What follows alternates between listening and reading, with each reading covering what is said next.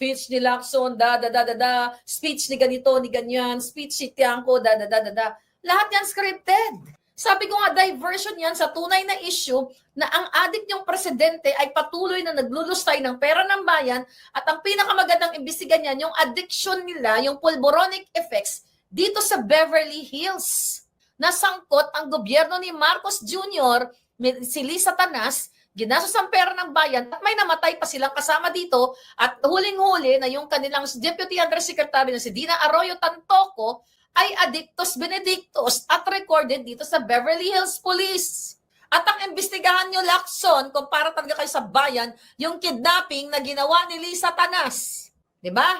Ang pag-kidnap nila dito sa 2 bata sa Turkey, nakasabwat yung tatay mismo, si Francis Lloyd Tichua, na ayan, ang dami ring anomalyang negosyo, kasabwat si Lisa Tanas at si Marcos Jr. Kaya yung mga kapjutahan ninyo, wala yung kwenta, puro drama 101 lang. Bakit hindi nyo imbestigahan si Lisa Tanas, si James Kumar, na nahuli mismo doon sa video na pinangalanan during PDEA leaks hearing na magpapagorgor kay Agent Morales. Si Lisa, bakit ayaw niya imbestigahan yan? Itong kaputahang flood control, sumbong kayo kay Bangag, Wala na, Pag-asa Pilipinas, mabubulok kayong lahat sa baa.